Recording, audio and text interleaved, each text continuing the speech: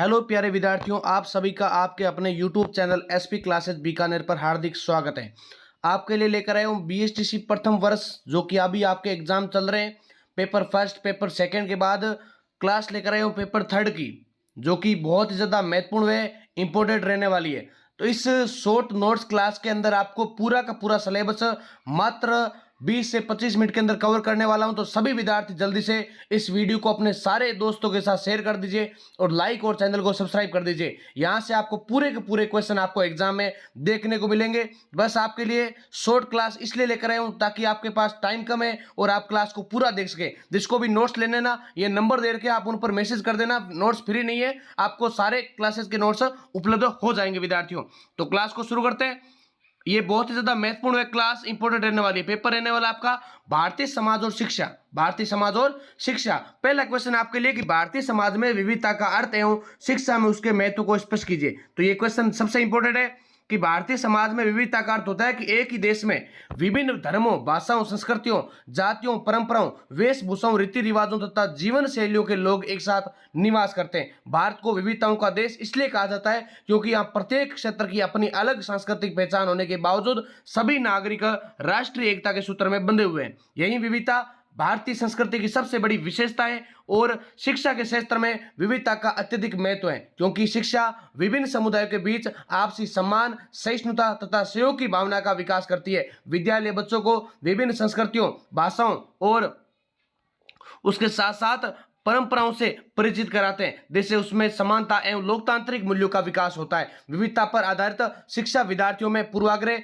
भेदभाव तथा संकीर्णता को कम करती है और राष्ट्रीय एकता को सुदृढ़ बनाती है। राष्ट्रीय शिक्षा नीति 2020 भी समावेशी एवं बहुभाषी शिक्षा पर विशेष बल देती है, जिससे सभी वर्गों के विद्यार्थियों को समान अवसर प्राप्त हो सके। विद्यार्थियों, ये था आपके लिए पहला क्वेश्चन। अब बात करते हैं दूसरे क्वेश्चन की। जैसा कि आपको पता है विद्यार्थियों, आज यानी जो आपका पहला पेपर हुआ है बच्चे और बचपन, उसके अंदर अपनी क्लास से और पीडीएफ नोट से 80 से 90% तक क्वेश्चन आपको पेपर में आए थे और आपके लिए बहुत ही ज्यादा हेल्पफुल रही थी। किस किस ने क्लास देखी थी कमेंट के अंदर जरूर बताएं। और आपको क्लासेस कैसी लग रही है? आप क्या करते हैं, कंजूस बहुत हो, आप वीडियो को लाइक नहीं करते। आप जितने विद्यार्थी क्लास को देखते हैं ना, उतने विद्यार्थी लाइक कर दिया करो ताकि हम आपके लिए कंटेंट बनाते रहे, आपके लिए सपोर्ट करते रहे। दूसरा क्वेश्चन है सामाजिक स्त्रीकरण क्या है? मार्क्स एवं वेबर के सामाजिक स्त्रीकरण सिद्धांतों का संक्षिप्त वर्णन कीजिए। विद्यार्थियों, सामाजिक स्त्रीकरण से आशय समाज में व्यक्तियों एवं समूह का उनकी आर्थिक स्थिति, सामाजिक प्रतिष्ठा, शक्ति, व्यवसाय एवं अवसरों के आधार पर विभिन्न वर्गों में विभाजन से है। प्रत्येक समाज में कुछ लोगों के पास अधिक संसाधन, प्रतिष्ठा एवं अधिकार होते हैं, जबकि कुछ लोग सीमित संसाधनों के साथ जीवन व्यतीत करते हैं। यही स्थिति सामाजिक असमानता का तथा स्त्रीकरण को जन्म देती है। कार्ल मार्क्स के अनुसार सामाजिक स्त्रीकरण का मुख्य आधार आर्थिक व्यवस्था है। उन्होंने समाज को मुख्य रूप से दो वर्गों में, एक तो पूंजीवत वर्ग और एक श्रमिक वर्ग में विभाजित किया था। उनके अनुसार पूंजीपति वर्ग जो अमीर वर्ग होता है, उत्पादन के साधनों पर अधिकार रखता है, जबकि श्रमिक वर्ग जो काम करने वाला होता है, मजदूर वर्ग होता है, वो श्रम करता रहता है। आर्थिक शोषण के कारण दोनों वर्गों के बीच संघर्ष उत्पन्न होता है, अमीरी गरीब की खाई होती है और जिसे वर्ग संघर्ष का सिद्धांत कहते हैं। क्या कहते हैं विद्यार्थियों? वर्ग संघर्ष भी कहते हैं। और कार्ल मार्क्स के अनुसार यही संघर्ष सामाजिक परिवर्तन का प्रमुख कारण माना जाता है। फिर मैक्स वेबर क्या कहते हैं? तो मैक्स वेबर ने सामाजिक स्त्रीकरण को अधिक व्यापक दृष्टिकोण से समझाया था। उनके अनुसार केवल आर्थिक स्थिति नहीं बल्कि सामाजिक प्रतिष्ठा तथा राजनीतिक शक्ति भी व्यक्ति की सामाजिक स्थिति निर्धारित करती है। वेबर ने सामाजिक स्त्रीकरण के तीन आधार बताए, वर्ग, प्रतिष्ठा तथा शक्ति। तीनों बताए थे क्लास, स्टेटस, पावर। तो इसलिए उनका सिद्धांत बहुआयामी माना जाता है। यह था आपके लिए दूसरा क्वेश्चन। फिर आपके लिए तीसरा क्वेश्चन है दलित शिक्षा की प्रमुख समस्याओं तथा उसके संसाधन का वर्णन कीजिए। तो दलित शिक्षा का आशय अनुसूचित जाति के विद्यार्थियों को समान, गुणवत्तापूर्ण तथा भेदभाव रहित शिक्षा उपलब्ध कराना है। भारतीय संविधान में सभी नागरिकों को शिक्षा का समान अधिकार प्रदान किया गया, फिर भी दलित समुदाय आज भी अनेक सामाजिक, आर्थिक एवं शैक्षिक समस्याओं का सामना कर रहा है विद्यार्थियों। तो ये जो आपके एग्जाम चल रहे हैं, महाराजा गंगा सिंह यूनिवर्सिटी या कोई भी आपके यूनिवर्सिटी का एग्जाम है, उन सब के लिए क्लास वेरी वेरी इंपॉर्टेंट है। बीएसटीसी प्रथम वर्ष की क्लास।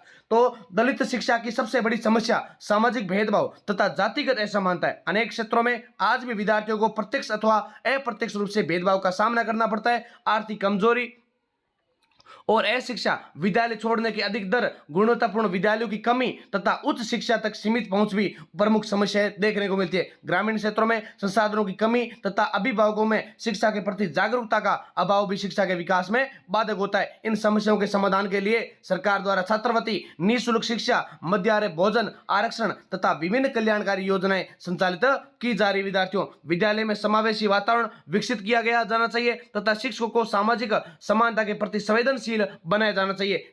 डिजिटल शिक्षा, कौशल विकास तथा अभिभावकों में जागरूकता बढ़ाने से दलित शिक्षा को सशक्त बनाया जा सकता है। अतः दलित शिक्षा का विकास केवल सामाजिक न्याय का प्रश्न नहीं बल्कि राष्ट्र के समग्र विकास की आवश्यकता है। शिक्षा के माध्यम से ही समान अवसर, आत्मनिर्भरता तथा सामाजिक सम्मान प्राप्त किया जा सकता है। नेक्स्ट आपके लिए चौथा क्वेश्चन है कि जनजातीय शिक्षा की प्रमुख समस्याओं एवं सरकारी प्रयासों का वर्णन कीजिए। अगर बात करें जनजातीय शिक्षा का उद्देश्य की, तो जनजातीय शिक्षा का उद्देश्य अनुसूचित जनजातियों के बच्चों को उनकी सामाजिक, सांस्कृतिक एवं भाषाई परिस्थितियों के अनुरूप गुणवत्तापूर्ण शिक्षा उपलब्ध कराना है। भारत में अधिकांश जनजातीय, भारत के अंदर बात करें तो अधिकांश जनजातीय समुदाय दुर्गम एवं वन क्षेत्रों में निवास करते हैं, जिसके कारण उन्हें शिक्षा प्राप्त करने में अनेक कठिनाइयों का सामना करना पड़ता है। जनजातीय शिक्षा की प्रमुख समस्याओं में विद्यालयों की दूरी, आर्थिक कमजोरी, प्रशिक्षित शिक्षकों की कमी, मातृभाषा एवं शिक्षण भाषा का अंतर, बाल श्रम, पलायन तथा विद्यालय छोड़ने की अधिक दर शामिल होती है। कई क्षेत्रों में परिवहन एवं संचार सुविधाओं का अभाव भी शिक्षा के विकास में बाधा उत्पन्न करता है। सामाजिक एवं सांस्कृतिक परिस्थितियों के कारण अगर बात करें विद्यार्थियों, तो अनेक बच्चे नियमित रूप से विद्यालय नहीं पहुंच पाते। इन समस्याओं के समाधान के लिए सरकार द्वारा एकलव्य मॉडल आवासीय विद्यालय और आश्रम विद्यालय, प्री मैट्रिक एवं पोस्ट मैट्रिक छात्रवृत्ति, निःशुल्क पाठ्य पुस्तक, मध्याह्न भोजन यानी दोपहर का जो भोजन होता है वह योजना तथा साथ साथ में जनजातीय उप योजना जैसी अनेक योजना संचालित की जा रही है। राष्ट्रीय शिक्षा नीति 2020 में मातृभाषा आधारित प्रारंभिक शिक्षा तथा समावेशी शिक्षा पर विशेष बल दिया गया है। फिर बात करें अगर इसके निष्कर्ष की विद्यार्थियों, तो जनजातीय शिक्षा का विकास सामाजिक समानता एवं राष्ट्रीय विकास के लिए अत्यंत आवश्यक है। यदि जनजातीय बच्चों को गुणवत्तापूर्ण एवं सुलभ शिक्षा उपलब्ध कराई जाए तो वे भी मुख्य धारा से जुड़कर राष्ट्र निर्माण में महत्वपूर्ण योगदान दे सकते हैं। विद्यार्थियों, नेक्स्ट आपके लिए अगला क्वेश्चन रहने वाला है। अगला क्वेश्चन है जेंडर से संबंधित। तो ये जो आपके लिए क्वेश्चन बता रहा हूँ ना विद्यार्थियों, जल्दी इसलिए बता रहा हूँ लघुतरात्मक क्वेश्चन, छोटे वाले क्वेश्चन, ताकि आपका पूरा का पूरा मैं कवर करवा दूं मात्र 25 से 30 मिनट में। आपको पूरी क्लास देखनी है 2 से 3 बार।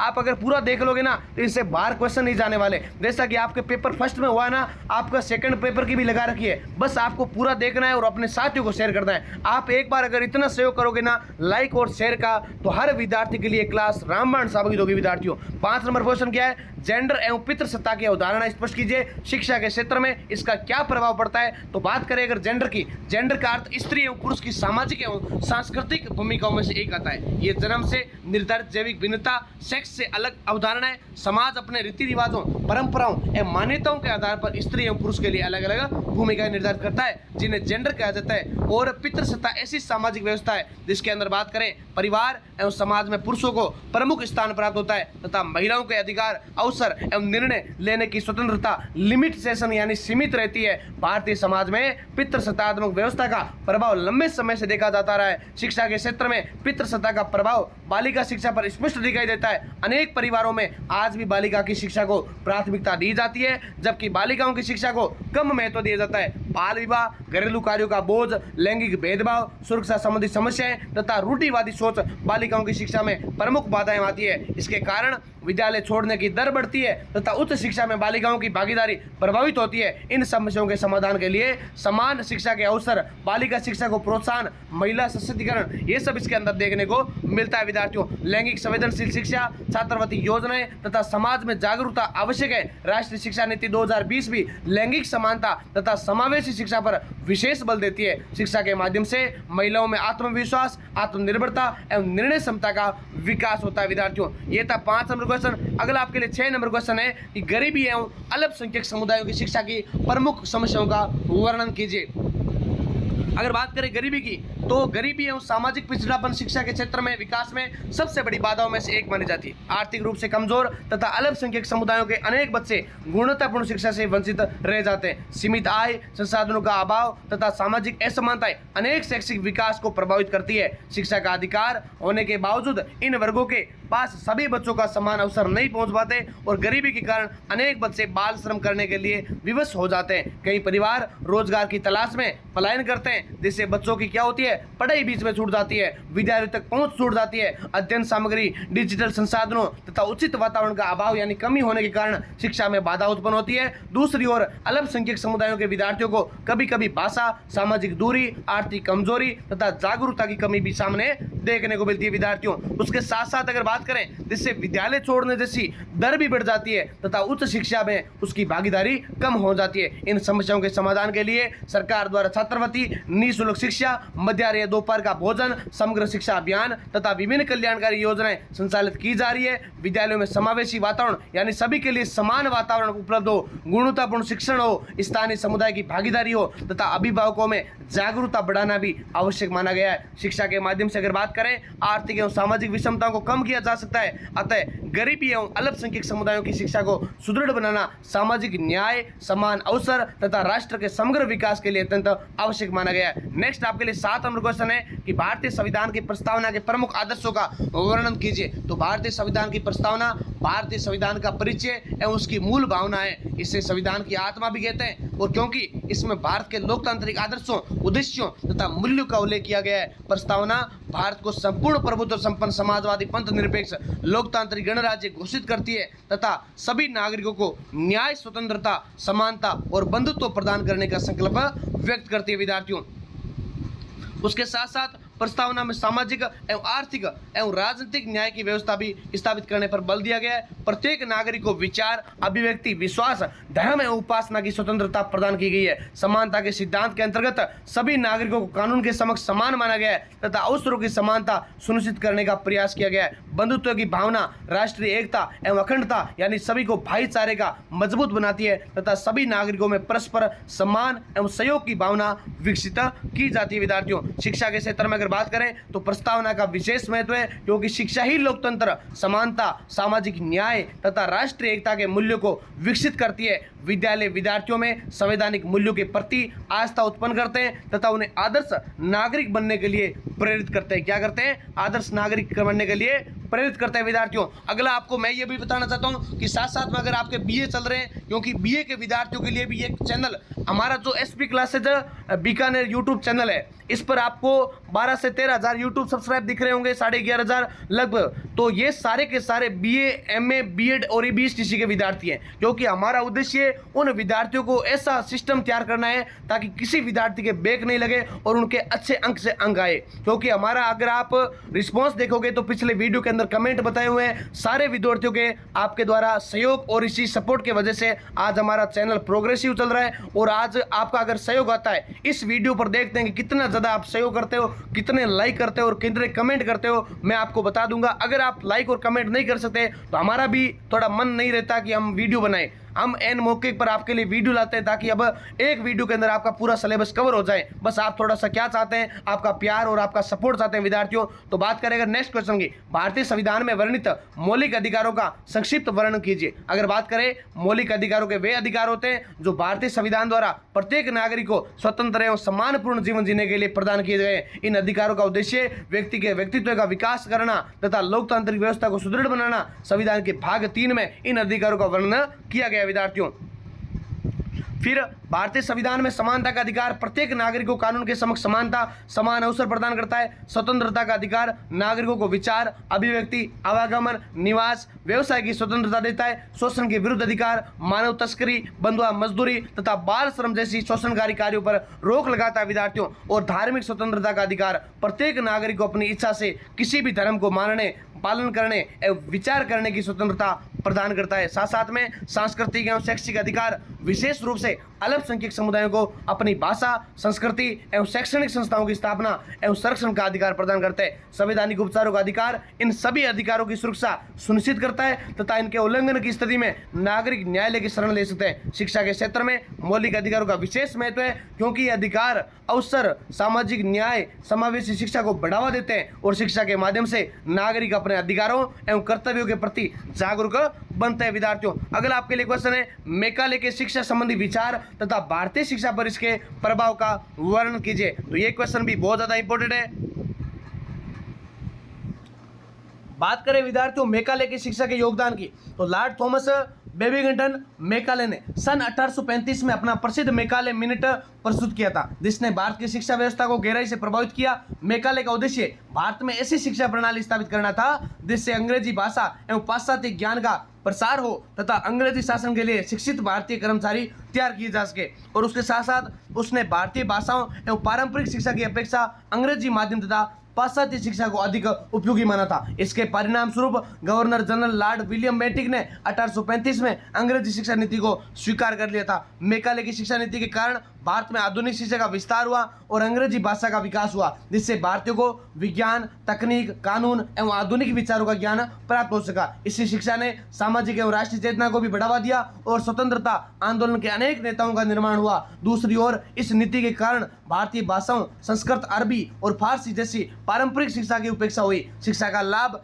प्रारंभ में केवल उच्च एवं संपन्न वर्ग तक सीमित रहा था तथा शिक्षा का उद्देश्य सरकारी नौकरी प्राप्त करना बन गया था। यद्यपि मैकाले की शिक्षा नीति की अनेक आलोचनाएं हुई, फिर भी आधुनिक शिक्षा, प्रशासनिक व्यवस्था तथा राष्ट्रीय जागरण में उसका योगदान अमूल्य और महत्वपूर्ण माना जाता है। अगर बात करें परीक्षा की दृष्टि से, मैकाले का मिनट भारतीय शिक्षा के इतिहास का अत्यंत महत्वपूर्ण विषय है और इससे संबंधित प्रश्न नियमित रूप से पूछे जाते हैं। ये आपको पता होना चाहिए लाइन। अगला बात करते हैं, नेक्स्ट आपके लिए 10 नंबर क्वेश्चन है। इस पीडीएफ का ही नहीं, आपको बात करें तो इस पेपर का सबसे इंपॉर्टेंट क्वेश्चन है आपके लिए, इसको पूरा ध्यान से सुन लेना विद्यार्थियों। हंटर आयोग 1882 की प्रमुख सिफारिशों तथा भारतीय शिक्षा में उसके योगदान का वर्णन कीजिए। अगर आपको ये क्वेश्चन आपको एग्जाम में नहीं दिखे ना, आप कमेंट के अंदर बता देना सर ये क्वेश्चन एग्जाम में नहीं है यार, बस मैं बोल रहा हूँ, आप इसको ध्यान से सुने और लाइक और शेयर कर दीजिए।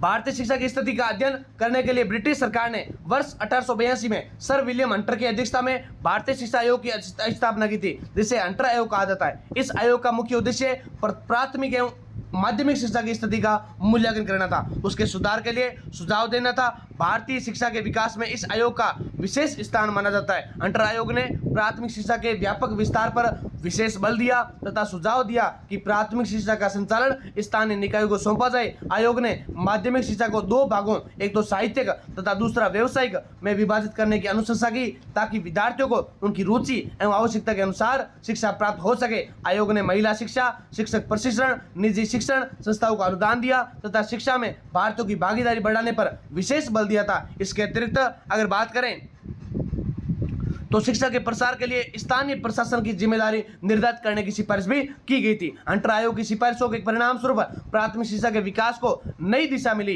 तथा शिक्षक प्रशिक्षण संस्थानों एवं माध्यमिक विद्यालयों का विस्तार हुआ। यद्यपि आयोग सार्वभौमिक शिक्षा का लक्ष्य प्राप्त नहीं कर सका, फिर भी उसने भारतीय शिक्षा व्यवस्था को अधिक व्यवस्थित बनाने में महत्वपूर्ण भूमिका निभाई थी। अगला आपके लिए कितना नंबर क्वेश्चन है? 11 नंबर क्वेश्चन है कि महात्मा गांधी की नई तालीम बुनियादी शिक्षा के प्रमुख सिद्धांत एवं महत्व का वर्णन कीजिए। बात करें, महात्मा गांधी ने भारतीय परिस्थितियों के अनुरूप नई तालीम अथवा बुनियादी शिक्षा का सिद्धांत प्रस्तुत किया था। वर्ष 1937 में वर्धा शिक्षा योजना के माध्यम से उन्होंने ऐसी शिक्षा की कल्पना की जो बालक के सर्वांगीण विकास के साथ साथ उसे आत्मनिर्भर भी बनाए। गांधी जी का मानना था कि शिक्षा केवल पुस्तकीय ज्ञान तक सीमित नहीं होनी चाहिए, बल्कि जीवन, श्रम, नैतिकता तथा समाज से जुड़ी हुई होनी चाहिए। नई तालीम का प्रमुख आधार कार्य के माध्यम से शिक्षा था। गांधी जी के अनुसार विद्यालय में किसी उत्पादक शिल्प या हस्तकला को शिक्षा का केंद्र बनाया जाना चाहिए ताकि विद्यार्थी कार्य करते हुए सीख सके। उन्होंने मातृभाषा को शिक्षा का माध्यम बनाने, चरित्र निर्माण, श्रम की गरिमा और स्वावलंबन, नैतिक मूल्यों, सामाजिक सेवा तथा सामुदायिक जीवन पर विशेष बल दिया। इस शिक्षा प्रणाली का उद्देश्य बालकों में बौद्धिक, शारीरिक, सामाजिक एवं नैतिक विकास करना था। वर्तमान समय में गांधी जी की नई तालीम अत्यंत प्रासंगिक है। राष्ट्रीय शिक्षा नीति 2020 NEP 2020 में कौशल आधारित शिक्षा यानी जो अपने हाथ से, अपनी कला से कोई भी कार्य करे, शिक्षा चलाए, अनुभवात्मक अधिगम करे, व्यावसायिक शिक्षा, मातृभाषा में शिक्षण करे, जैसे अनेक विचार गांधी जी की दृष्टि से प्रेरित दिखाई देते हैं। इससे शिक्षा अधिक व्यवहारिक, रोजगार उन्मुख एवं जीवन उपयोगी बनती है। विद्यार्थियों, अगर आपके लिए 12 नंबर क्वेश्चन रहने वाला है कि रविंद्रनाथ टैगोर के शिक्षा दर्शन एवं शांति निकेतन की विशेषताओं का वर्णन कीजिए। अगर बात करें, रविंद्रनाथ टैगोर महान शिक्षाविद, साहित्यकार एवं दार्शनिक माने जाते हैं। उनका मानना था कि शिक्षा का उद्देश्य केवल परीक्षा उत्तीर्ण करना नहीं, बल्कि बालक के व्यक्तित्व, रचनात्मकता एवं मानवीय गुणों का पूर्ण विकास करना है। उन्होंने शिक्षा को प्रकृति, कला एवं संस्कृति से जोड़ते पर विशेष बल दिया तथा बालक की स्वतंत्र अभिव्यक्ति को शिक्षा का आधार माना था। टैगोर ने पश्चिमी बंगाल में शांति निकेतन की स्थापना की, जहां प्राकृतिक वातावरण में खुली शिक्षा की व्यवस्था की गई। वहां विद्यार्थियों को पेड़ों की छाया में अध्ययन करवाया जाता था तथा संगीत, कला, नृत्य, साहित्य, कृषि एवं हस्तकला जैसी गतिविधियों को शिक्षा का अभिन्न अंग बनाया गया। टैगोर का विश्वास था कि शिक्षा आनंददायक, अनुभवात्मक एवं जीवन से जुड़ी होनी चाहिए। वे मातृभाषा के साथ साथ अंतर्राष्ट्रीय दृष्टिकोण तथा विश्व बंधुत्व के समर्थक माने जाते हैं। उनका उद्देश्य ऐसे विद्यार्थियों का निर्माण करना था जो प्रकृति, समाज तथा मानवता के प्रति संवेदनशील हो। आज भी टैगोर के शिक्षा दर्शन का महत्व बना हुआ है। अनुभवात्मक अधिगम, रचनात्मक शिक्षण, कला समर्पित शिक्षा तथा बालक केंद्रित शिक्षण जैसी आधुनिक अवधारणाओं में उनके विचार स्पष्ट रूप से दिखाई देते हैं। राष्ट्रीय शिक्षा नीति 2020 में भी रचनात्मकता, नवाचार एवं समग्र विकास पर विशेष बल दिया गया। विद्यार्थियों, अतः रविंद्रनाथ टैगोर का शिक्षा दर्शन भारतीय शिक्षा को मानवीय, रचनात्मक एवं प्रकृति के निकट बनाने वाला आदर्श दर्शन माना जाता है तथा ये परीक्षा की दृष्टि से सबसे इंपॉर्टेंट सब्जेक्ट माना जाता है।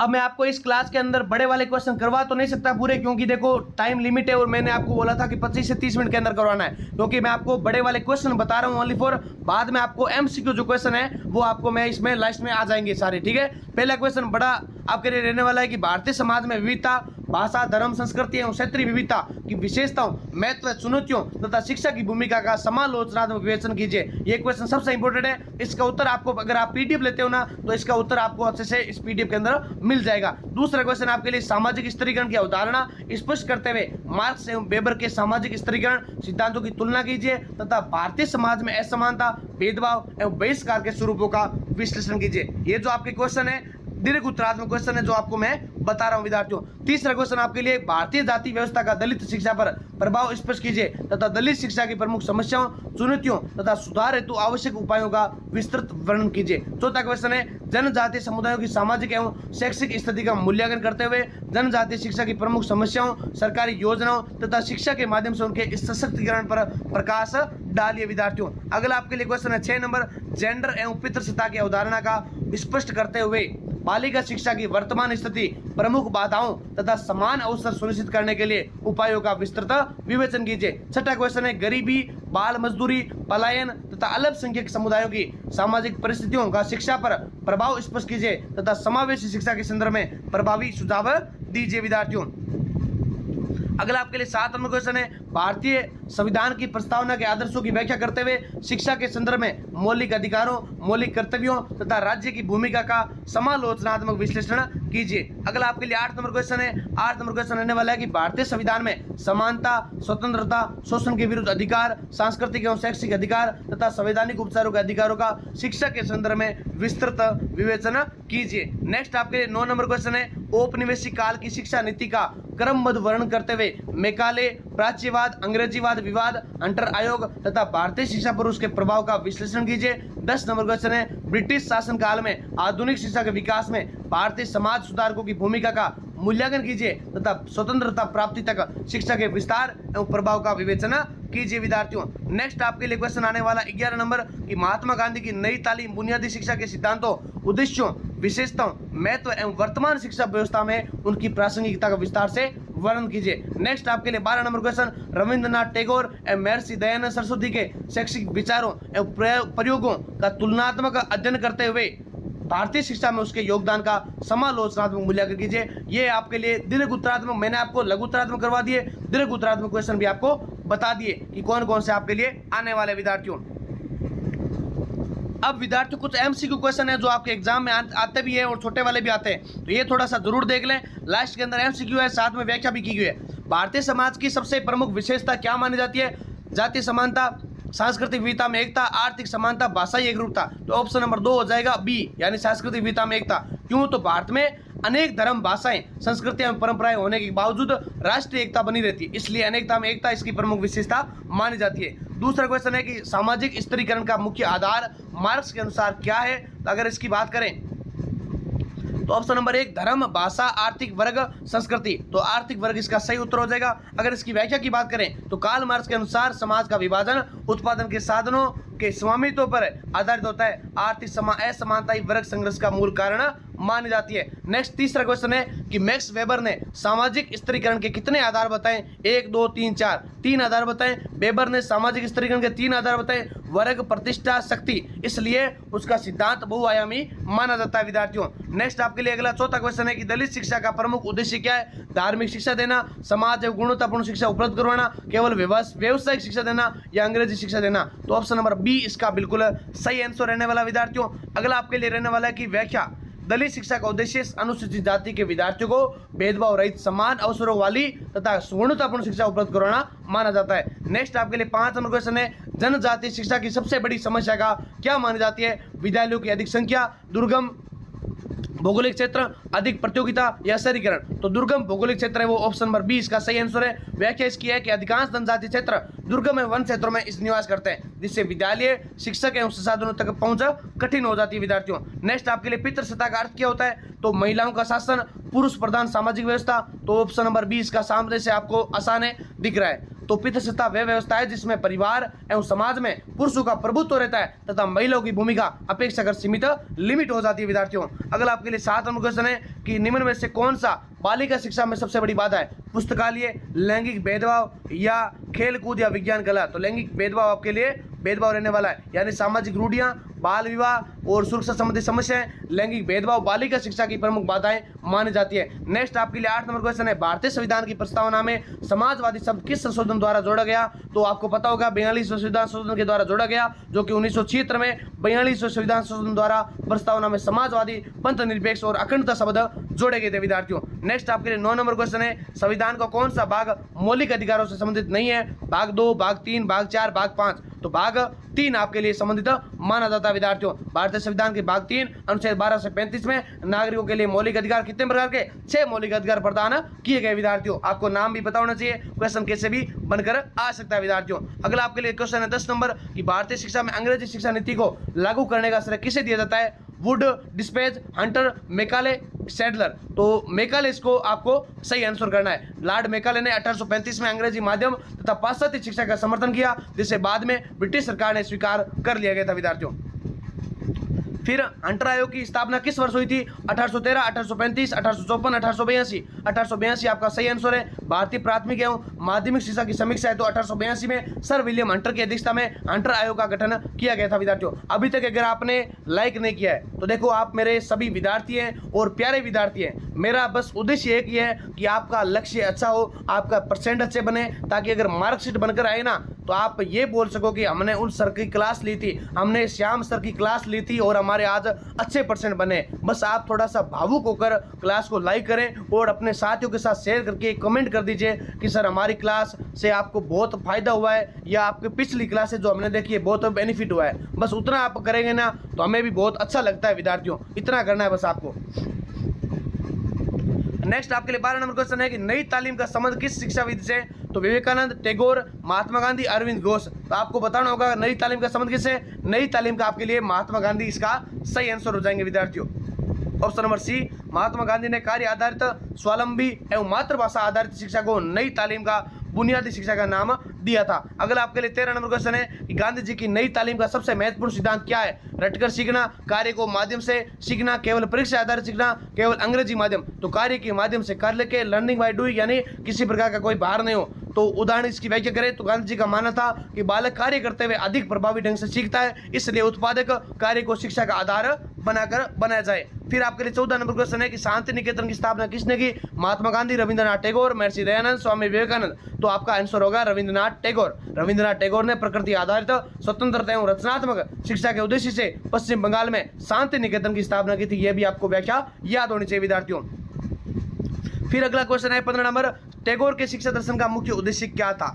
तो नौकरी प्राप्त करना, रचनात्मक एवं सर्वांगीण विकास करना, केवल धार्मिक शिक्षा देना, या केवल परीक्षा में सफलता? तो रचनात्मक एवं सर्वांगीण विकास करना इसका उद्देश्य था। टैगोर शिक्षा को जीवन, प्रकृति एवं कला एवं संस्कृति से जोड़कर बालक के सर्वांगीण विकास का माध्यम मानते थे। अगला आपके लिए 16 नंबर क्वेश्चन है कि सामाजिक बहिष्कार का सबसे प्रमुख परिणाम क्या है? राष्ट्रीय एकता, सामाजिक असमानता, आर्थिक विकास, सांस्कृतिक समृद्धि। तो right answer option number B, सामाजिक बहिष्कार के कारण शिक्षा, रोजगार एवं सामाजिक अवसरों में असमानता बढ़ती है, जिससे सामाजिक न्याय प्रभावित होता है विद्यार्थियों। अगला आपके लिए 17 नंबर क्वेश्चन है कि राष्ट्रीय शिक्षा नीति 2020 के प्रमुख उद्देश्य क्या है? केवल उच्च शिक्षा, समावेशी एवं गुणवत्तापूर्ण शिक्षा, केवल निजी शिक्षा, केवल तकनीकी शिक्षा? तो ऑप्शन नंबर बी इसका समावेशी एवं गुणवत्तापूर्ण शिक्षा सही हो जाएगा विद्यार्थियों। अगर इसकी व्याख्या की बात करें तो राष्ट्रीय शिक्षा नीति 2020 समान अवसर, बहुभाषिकता, कौशल विकास, समग्र शिक्षा पर विशेष बल देती है। अगला आपके लिए 18 नंबर क्वेश्चन है कि भारतीय समाज एवं शिक्षा का मूल उद्देश्य क्या है विद्यार्थियों? केवल रोजगार उपलब्ध कराना, सामाजिक न्याय एवं समान अवसर स्थापित करना,